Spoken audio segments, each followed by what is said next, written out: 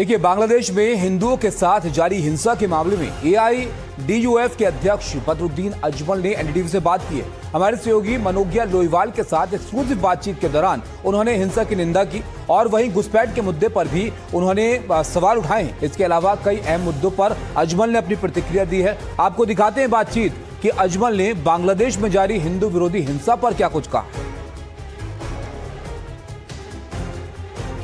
बांग्लादेश में लगातार हिंदुओं पर अत्याचार हो रहा है और कई ऐसे मुद्दे हैं जिन पर बात करने के लिए मेरे साथ एआईयूडीएफ के मुखिया बदरुद्दीन अजमल हैं। अजमल साहब, स्वागत है आपका हमारे नेटवर्क पर, एनडीटीवी पर आपका स्वागत है। सबसे पहला सवाल आपसे ये कि बांग्लादेश में हिंदुओं की जो स्थिति हो रही है उसे देखकर आप क्या कहेंगे, क्योंकि ये धर्म के आधार पर उन्हें मारा जा रहा है। इसको देखकर हमारा दिल हकीकत में कहना चाहिए तो इधर से रोता है कि इंसान इंसान के ऊपर धर्म के नाम पे ऐसा कर सकता है। और बांग्लादेश में ये पहला भी हुआ है, हसीना जी के जमाने में भी हुआ है, जब वो गिर गए और कहीं चले गए, इंडिया में आ गई तो उस वक्त भी हुआ है। और अभी यूनुस साहब भी इसको कंट्रोल नहीं कर पा रहे। हिंदुओं के मंदिरों को तोड़ा जा रहा है, उनके घरों को जलाया जा रहा है, उनको गोलियों से मारा जा रहा है। ये बहुत ही इंतहाई सफाकाना काम है। इंसान को धर्म के धर्म पर इंसान को नहीं बंटना चाहिए। अभी बहुत जमाना 21st सेंचुरी चल रहा है, लोगों को इंसानियत के धर्म पे अमल करना चाहिए और इन सब चीजों को जल्द से जल्द बंद करना चाहिए। बल्कि मैं यहाँ तक भी कहूंगा, इंडिया गवर्नमेंट का बहुत वहाँ इंटरफेरेंस, उनका बहुत कुछ चलता है, तो इंडिया गवर्नमेंट को भी इसके अंदर हस्तक्षेप करना चाहिए। जब आप बात कर रहे हैं इसकी, तो बांग्लादेश से आने होने वाली घुसपैठ एक बहुत बड़ा मुद्दा है। बार बार सवाल उठते हैं। प्रधानमंत्री नरेंद्र मोदी भी ने भी असम के दौरे पर यह मुद्दा उठाया है। क्या कहेंगे आप? इसमें कुछ कहना नहीं है, ये तो बीजेपी वालों का बनाया हुआ है। पहले कांग्रेस वालों ने बनाया, 72 साल में 50 साल तक वो बनाते रहे, क्योंकि इलेक्शन के टाइम पर उनको वोट गिनना है और वोट बढ़ाना है उनको, तो ये इश्यू को जिंदा रखते हैं। मैंने जब महंतो जी साहब 10 साल वो चीफ मिनिस्टर रहे, मैं पार्लियामेंट में था, तो मैंने बाकायदा चैलेंज किया था कि मुझे 10 साल का रिपोर्ट दिया जाए, क्योंकि वो आंसू के अंदर में उसी उनकी 10 साल की मिनिस्ट्री इसी बात पे आई थी कि घुसपैठियों को निकालो। तो मैंने उस वक्त जो ऑन रिकॉर्ड मेरे पास है, पूरा 10 साल में 11 लोगों को 11,000 लोगों को आइडेंटिफाई नहीं कर पाए। नाम उनको नाम में आया जरूर, लेकिन निकाल नहीं पाए।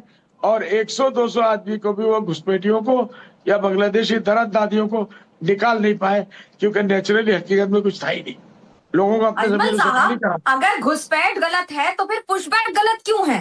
अगर कोई आदमी अवैध तरीके से भारत में आता है तो उसे वापस वैध तरीके से भेजने में उसकी वैधता क्या है? जो व्यक्ति ही अवैध रूप से आया है उसमें वैधता क्या खोज रहे हैं? क्या है, कानूनी प्रोसीजर सबको मेंटेन करना पड़ेगा, चाहे वो चीफ मिनिस्टर हो चाहे प्राइम मिनिस्टर हो।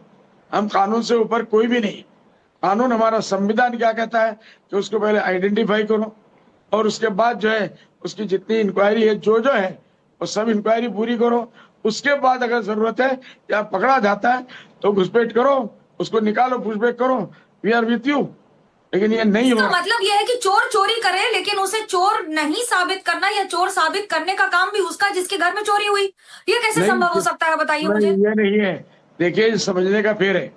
जो लोग आए हैं वो इलीगल नहीं आए थे। अगर कोई इलीगल आया हुआ है, पहले इसको इलीगल साबित कीजिए कि इलीगल आया हुआ है। उसके बाद दस्तावेज नहीं है, वो देश में आएगा तो इलीगल ही हुआ ना अजमल साहब? जी, कोई भी व्यक्ति जो सीमा पार करके बिना वीजा के आ रहा है वो अवैध तरीके से आ रहा है कि नहीं? बॉर्डर सिक्योरिटी का काम किसका है? आज 50 साल से बॉर्डर सिक्योरिटी का काम क्या है? बॉर्डर में फोर्सेस आपके लगे हुए, वो क्या काम कर रहे हैं? पैसे ले लेके लोगों को छोड़ रहे हैं। आपके लिए घुसपैठ मुद्दा है कि नहीं? घुसपैठ अगर अवैध है तो वो मुद्दा है आपके लिए कि नहीं? बहुत बड़ा मुद्दा है, आसाम का सबसे बड़ा मुद्दा है। लेकिन जितना था वो हकीकत में 10% है। पॉलिटिशियनों उसको 90% बना के प्लस करके 100% बना दिया। ऐसा तो नहीं आपको फायदा होता है घुसपैठ से, इसलिए आप इस तरह का स्टैंड ले रहे हैं? कुछ नहीं। हेलो, एक बात आप बताइए, एक आदमी अगर वोटर लिस्ट में उसका नाम नहीं है, वोटर लिस्ट में नाम एकदम से नहीं आता है, जादू से नहीं आता है, उसकी भी एक प्रक्रिया है, प्रोसीजर है। उस प्रोसीजर के हिसाब से सब कुछ करने के बाद जाकर उसका नाम वोटर लिस्ट में उठता है। जब वोटर लिस्ट में उठता है तो वोट देता है, उसका राइट है, इंडियन सिटीजन है।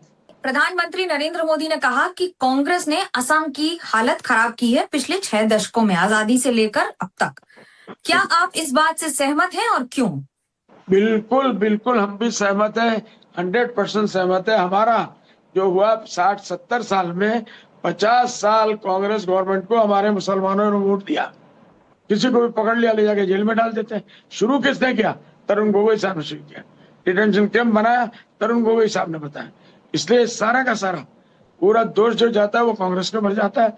नरेंद्र मोदी ने कहा, इसलिए मैं नहीं कह रहा हूँ, मैं उनको सपोर्ट नहीं कर रहा हूँ, लेकिन ये हकीकत है कि 50 साल से कांग्रेस को इस आसाम में मुसलमानों को लूट के अगर तबाह किया, बर्बाद किया है, तो only Congress is the responsible.